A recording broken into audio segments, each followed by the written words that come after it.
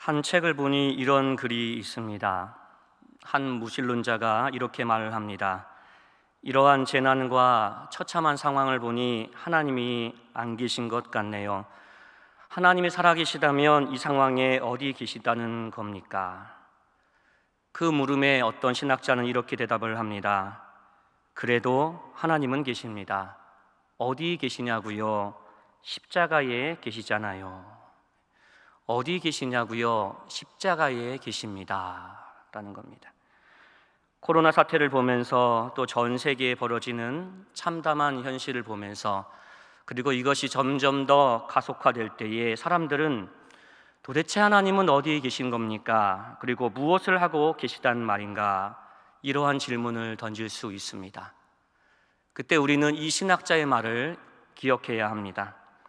그럼에도 예수님은 살아계시고 우리를 위해 고통의 자리, 하지만 사랑의 자리인 그 십자가에 계시며 또한 우리를 위해 그 고난을 딛고 부활하셨다. 우리는 한동안 이 코로나로 인한 재난의 상황을 보면서 이 코로나19를 신학적으로 어떻게 봐야 하는지 많은 관심을 가졌습니다. 그 또한 좋은 신학적인 사고입니다. 하지만 그와 더불어 중요한 또 하나의 사고가 있어야 할 것입니다. 그것은 이런 코로나19의 상황 속에 우리 주님은 어디에 계시고 무엇을 하고 계신가일 것입니다. 곧 코로나에 집중하기보다 우리 예수님께 집중하는 것입니다. 오늘 이 시간은 마태복음 14장의 본문을 통해서 제자들이 고난을 당할 때 우리 예수님은 어디에 계셨고 무엇을 하고 계셨는지 예수님께 집중하여서 본문을 살펴보며 함께 은혜를 나누고자 합니다. 먼저 오늘 본문 22절 말씀을 함께 읽도록 하겠습니다. 예수께서 즉시 제자들을 재촉하사 자기가 무리를 보내는 동안에 배를 타고 앞서 건너편으로 가게 하시고, 여기서 우리가 주목할 단어는 즉시라는 말입니다. 즉시라는 말은 시간적인 개념도 있지만 앞선 사건과의 긴밀한 관계도 포함된 말인 것입니다. 그렇게 우리는 이 마태복음 14장 22절 앞부분에 과연 어떠한 이야기가 있었는지 살펴봐야 합니다. 마태복음 14장 1절부터 12절 말씀을 보시면 세례 요한이 헤롯에 의해 죽임을 당했다라는 이야기가 등장을 합니다. 그리고 그에 이어서 13절에서는 예수님께서 바로 그 이야기를 들으셨다라고 말씀하십니다. 그리고 이어지는 14절을 보니 자기에게 몰려드는 큰 무리를 보시고 불쌍히 여기셨다. 그리고 오병이어의 기적을 베풀어 주셨다라고 합니다. 곧 예수님은 주님의 앞길을 예비했던 세례 요한, 그리고 백성들에게 사랑과 존경을 받고 그 백성들로 하여금 회개하게 했던 그 세례 요한이 죽임을 당한 것을 들으셨고 또 자기에게 몰려드는 백성을 보며 그렇기 때문에 더욱더 측은한 마음으로 그들에게 오병이어의 기적을 허락해 주셨던 것입니다. 그렇게 오병이어 기적은 단순한 어떤 별개의 사건으로 볼 것이 아니라, 그리고 단순히 배고파하는 그 백성들에게 먹을 것을 주시는 기적만이 아니라 마음까지도 아프고 가난했던 그 백성들을 향한 예수님의 그 긍휼의 감정선에서 이루어진 기적이었다라는 것입니다. 그리고 예수님의 그 긍휼의 결과 5천 명 이상의 백성들이, 수많은 사람들이 배불리 먹고 12광주리가 남는 기적이 일어났습니다. 그로 말미암아 우리 주님은 그 백성과 그리고 제자들의 몸과 마음까지 위로해 주시고 회복시켜 주신 것입니다. 그런 위로와 평안과 기쁨을 만끽하던 차에 예수님은 드디어 22절에서 즉시 제자들을 재촉하사 갈릴리 호수 저 건너편으로 가게 하셨다라는 겁니다. 왜 즉시 제자들을 보내셨을까? 천천히 이 모든 상황을 다 잘 정리하고 다음 장소로 이동시키면 안 되셨던 것일까? 조금만 더 제자들이 그 기쁨에 젖어 있었으면 안 됐던 것일까? 우리는 그 이유를 정확히는 알 수가 없습니다. 왜냐하면 예수님도 말씀하지 않으셨고 성경도 말해주고 있지 않기 때문입니다. 하지만 분명한 것이 있습니다. 분명한 것은 예수님의 판단에 제자들이 그 자리를 즉시 떠나가는 것이 적절했다라는 것입니다. 다시 말하면 예수님은 제자들이 기쁨의 자리에 지금 있는 것보다, 혹은 조명받는 자리에 있는 것보다 그 다음에 펼쳐질 고난의 자리에 있는 것이 그들에게 적절하다라고 보신 것입니다. 그래서 제자들을 재촉하사 어서 보내셨던 것입니다. 속담 중에 이런 말이 하나 있습니다. 마냥 햇볕이면 꽃밭도 사막이 된다 라는 말이 있습니다. 화단을 만들고 그리고 어여쁜 꽃들도 심고 주변에 돌멩이들을 주워와서 화단에 울타리도 그렇게 만듭니다. 그리고 이제 찬란한 햇볕이 이 꽃들을 밝게 조명해 주기를 바랍니다. 하지만 그렇게 햇볕만 계속해서 그 소망대로 계속해서 그 꽃들에게 비춰지면 이내 그 꽃밭도 사막이 된다라는 것이죠. 하지만 때를 따라 원치 않는 거센 바람도 불고 소낙비도 불고 태풍도 불고 벌레도 들어서 이러한 원치 않는 상황들이 계속해서 일어날 때에, 이것이 있을 때에 더욱더 이 화단은 비옥해지고 그리고 옥토가 되어서 또 다른 아름다운 꽃을 피워낼 수 있는 화단이 된다라는 것입니다. 이 모든 상황에 이 속담을 획일화시켜서 대입할 수는 없지만 아마도 오늘 본문 가운데 제자를 바라보시는 이 예수님의 마음과 계획이 이와 같지 않을까 생각해 봅니다. 예수님 보기에 지금 제자들에게 유익한 것은, 꼭 필요한 것은 찬란한 햇빛과 같은 칭찬과 기쁨의 자리, 안주하는 자리가 아니라 소낙비와 같은 고난의 자리였다라는 것입니다.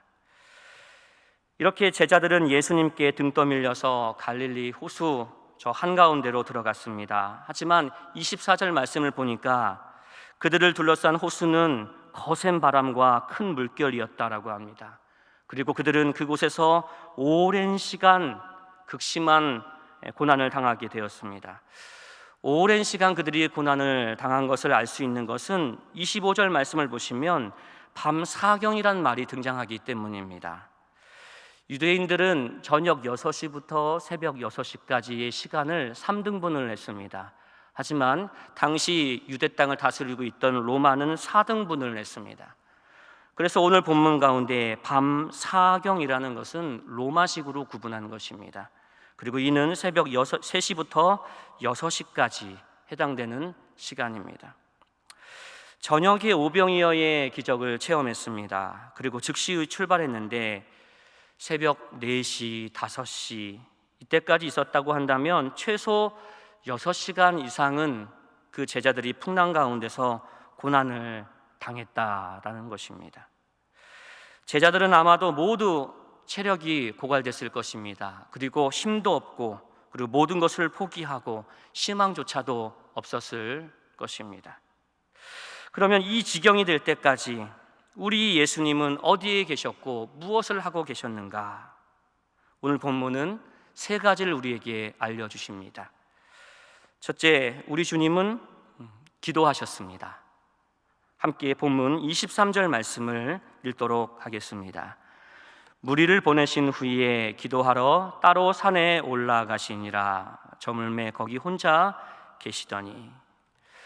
성경은 제자들이 풍랑 가운데 있을 때에 우리 예수님께서 하신 첫 번째 행동을 기도였다라고 그렇게 말해줍니다. 주님은 습관을 따라 기도하시는 분이셨습니다. 하지만 오늘 본문에서 제자들을 급히 보내시고 홀로 기도하셨다라는 말씀은 단순히 기도 시간이 되었기 때문에 습관을 따라 기도했다라고 보기보다는 제자들을 위하여 중보 기도를 하셨다라고 보는 것이 적절할 것입니다. 왜냐하면 오늘 본문과 평행되는 본문인 마가복음 6장 46절부터 48절까지의 말씀을 보시면 이렇게 되어 있습니다. 예수님께서 홀로 기도하셨다라는 내용에 이어서 그 제자들의 위치를 말해줍니다. 그리고 그 제자들이 힘겹게 지금 노를 젓고 있다라는 것을 예수님이 보셨다, 아셨다라고 기록하기 때문입니다. 그렇기 때문에 제자들이 고난을 당할 때 예수님은 기도의 자리에 계셨던 것이고, 그들의 모든 것을 보시사 그들을 위해 기도하셨던 것입니다. 우리가 잘 아는 대로 로마서 8장 34절에는 이런 말씀이 기록되어 있습니다. 누가 정죄하리요? 죽으실 뿐 아니라 다시 살아나신 이는 그리스도 예수시니 그는 하나님 우편에 계신 자요 우리를 위하여 간구하시는 자신이라. 예수님에 대해서 한마디로 정리를 하는 겁니다. 예수님은 우리를 위해 죽으신 분이시고 우리를 위해 부활하신 분이시고 이제는 하나님 우편에 앉으시사 우리를 위해 간구하시는 분이십니다. 이렇게 말씀하시는 겁니다. 그런 분이시기 때문에 예수님은 제자들을 재촉해서 그냥 보내시기만 하신 것이 아니라 그들을 위해서도 간절하게 그리고 뜨겁게 기도하고 계신 것입니다. 또한 예수님이 제자들을 위해서 이렇게 간절히 기도하셨다라는 것을 생각할 때 우리는 예수님의 대제사장적 기도로 알려진 요한복음 17장의 말씀을 떠올릴 수 있습니다. 그곳에서 예수님은 제자들을 위하여 하나님 아버지께 기도하셨습니다. 그리고 특히 세 가지를 가지고 기도하셨습니다. 첫 번째, 하나님 그들을 악에서 세상에서 보존하여 주옵소서. 두 번째, 거룩해지게 하옵소서. 세 번째, 하나 되게 하옵소서. 이렇게 기도하셨습니다. 그렇기에 이 시간 예수님께서 그 고통 중에 있는 제자들, 홀로 분투하는 그 제자들을 아시고 생각하시며 기도하실 때에 이러한 기도 제목대로 그들을 위해 간절히 중보하시며 기도하셨을 거라는 것입니다. 그리고 이와 같이 예수님은 또한 이 시대 우리를 향해서도 기도하고 계심을 분명히 믿습니다. 예수님은 이러한 제목으로 지금 우리를 위해서도 기도하고 계십니다. 하나님, 저들을 악에서 세상에서 보존하여 주옵소서. 그리고 주의 백성들을 거룩해지게 해 주시옵소서. 오염된 세상, 어지러운 세상 속에서 거룩한 한 발자국 한 발자국을 걸어갈 수 있는 그런 자들이 되게 해 주옵소서. 그리고 저들이 하나가 되게 해 주옵소서. 우리가 이것을 기억하면서 주님의 또한 기도를 기억하면서 나아갈 수 있는 우리 모두가 되기를 간절히 소망합니다. 둘째, 제자들이 고난당할 때에 주님은 무엇을 하고 계셨는가? 성경은 이렇게 말씀하십니다. 주님은 찾아오셨습니다. 함께 25절 말씀을 읽도록 하겠습니다. 밤 사경에 예수께서 바다 위로 걸어서 제자들에게 오시니, 여기서 주목할 단어는 밤 사경과 바다 위라는 말입니다. 이 두 단어가 의미하는 것은 예수님의 유일성입니다. 먼저 밤 사경, 곧 새벽 3시부터 6시는 어떠한 사람도 찾아올 수 없는 시간이기 때문입니다. 두 번째, 바다 위, 풍랑 속 바다 한가운데 또한 어떠한 사람도 찾아올 수 없는 장소이기 때문입니다. 그리고 그런 바다 위를 그 시간에 걸어오셨다라는 것 또한 어떠한 인간도 흉내낼 수 없는 창조주의 영역이기 때문입니다. 그렇기에 밤 사경과 바다 위를 걸어서 제자에게 찾아오셨다라는 것은 시간의 한계, 공간의 한계, 그리고 인간의 한계를 뛰어넘어서 그 한계를 뚫고 오신 예수님의 그 유일성을 의미하는 것이고, 다시 말하면 우리 주님은 아무도 흉내낼 수 없는 독특한 방식으로 그 백성들에게 찾아오신다라는 것을 알려주시는 것입니다. 하지만 이런 주님의 찾아오심에는 또 다른 더욱더 중요한 의미가 있을 것입니다. 단순한 찾아오심, 또 장애물을 뚫고 찾아오심, 그의 유일성에 대한 증명, 이 모든 것을 뛰어넘어서 주님의 찾아오심, 이것은 우리 예수님이 그 사랑하시는 자들을 결코 홀로 내버려 두지 않으시다라는 것을 알려주시는 것입니다. 그렇기에 제자들이 고통 중에 있을 때 예수님께서 행하신 두 번째 일은 그들에게 찾아오심이고, 특별히 함께 하심이었습니다. 홀로 있지 않게 함께 하심이라는 것입니다. 함께 하심의 약속을 지키시고 함께 하심의 그 온기를 전하고자 찾아오신 것입니다. 마지막으로 제자들이 고난을 당할 때 우리 주님이 하신 일은 무엇인가? 무엇을 하셨는가? 도우심입니다. 신뢰하도록 도우심입니다. 예수님께서 바다 위를 걸어서 제자들에게 찾아오셨을 때 가장 먼저 베드로가 반응을 했습니다. 28절 말씀을 보시면 그는 예수님께 이렇게 말했습니다. 주여, 만일 주님이시거든 나를 명하사 물 위로 오라 하소서. 여기서 우리가 만일 주님이시거든 이란 말에 주목을 해보면 여기서 사용된 이 헬라어의 문법은 독특하다라고 신학자들은 이야기를 합니다. 이것은 이미 확신한 상태, 헷갈리는 상태가 아니라 이미 확신한 상태에서 사용하는 가정법이었기 때문입니다. 그것은 마태복음 4장 6절에서도 사용됐는데, 마태복음 4장 6절 말씀에는 예수님께서 마귀에게 시험을 당하시는 장면이 등장을 합니다. 그때 마귀가 예수님께 이렇게 물어보지요. 내가 만일 하나님의 아들이거든 뛰어내려라, 이렇게 얘기합니다. 여기서 내가 만일 하나님의 아들이거든 이란 말은 마귀가 예수님을 볼 때에 하나님의 아들인지 아닌지 정말 몰라서 하는 말이 아니라 이미 마귀는 다 알고 있었다라는 것입니다. 확신했다라는 것이죠. 그리고 이 말을 함으로 말미암아 이 말로 인해서 예수님을 자극하려고 했던 것뿐입니다. 예수님을 자극해서 예수님이 이 땅에 오신 그 거룩한 사명을 어그러뜨리고자 했던 그의 마음의 계획이 표현된 것입니다. 마찬가지로 오늘 본문에서 주여, 만일 주님이시거든 나를 물 위로 걷게 하소서라는 이 말도 베드로는 이미 바다 위로 걸어오시는 예수님, 바다 위로 걸어오시는 그분이, 또 우리에게 말을 건네시는 그분이 예수님이심을 믿었다라는 겁니다. 확신했다라는 것이죠. 그래서 주님의 명령이라면, 주님의 능력이라면 나도 그 물 위를 걸을 수 있다라고 확신했다라는 것입니다. 그렇게 해서 그는 믿음으로 바다 위를 걷게 된 겁니다. 근데 걷게 됐을 때에 그는 이내 바람을 보고 파도를 보고 무서워해서 바닷속으로 다시 빠지게 되었습니다. 이때 베드로가 예수님께 구해달라고 요청을 했고, 예수님은 즉시로 그의 손을 잡아 주시면서 이렇게 말씀하셨습니다.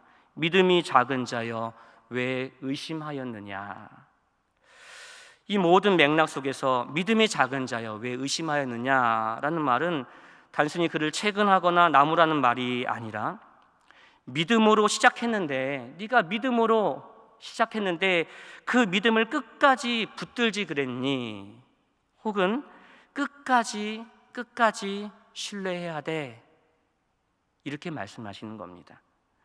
그렇기에 주님이 고난당하는 베드로에게 행하신 도우심은 단순히 물에서 건져주시는 도우심이 아니라 물속과 같은 세상 속에서 살더라도 예수님만을 더욱더 믿고 주님만을 끝까지 신뢰하라는 그런 깨우침을 주신 도우심이라는 겁니다.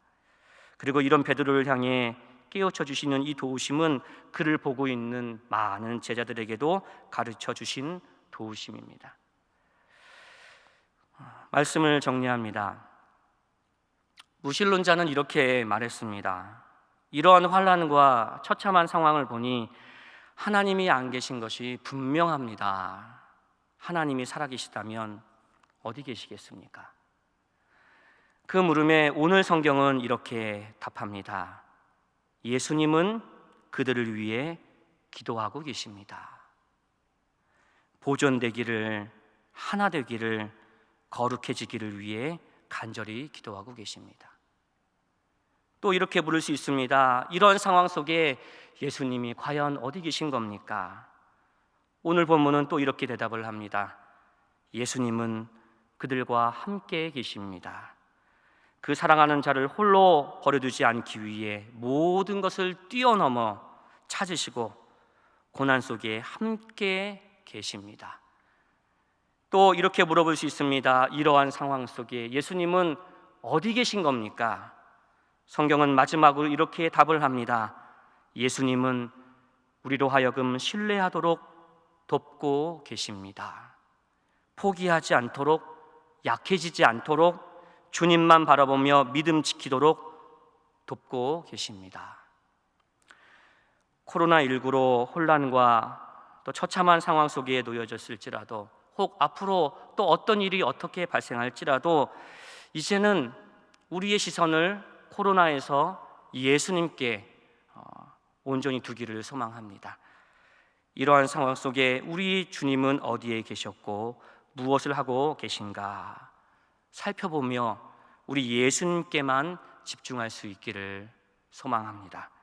우리가 예수님께 집중할 때, 그때에야 우리의 마음 가운데는 평안이 싹틀 것이고 소망이 회복될 것입니다. 또한 그런 예수님께 집중하며 우리는 예수님을 좀 닮아갔으면 좋겠습니다.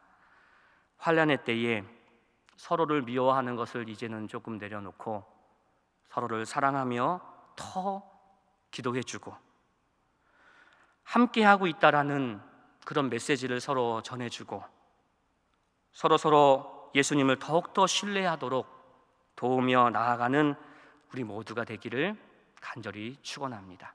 함께 기도하시겠습니다. 거룩하신 아버지 하나님, 혼란스럽고 혼미한 이때에 말씀을 통해 예수님을 바라보게 하시니 감사합니다. 지금도 나를 위해 간절히 기도하시며 나와 함께 고난 속에 계시고 나에게 믿음에 믿음을 더해 주시는 주님을 찬양합니다. 그 주님을 마음에 모시고 예수님의 향기를 전하며 살아가는 주의 자녀 되게 하옵소서. 예수님의 이름으로 기도합니다. 아멘.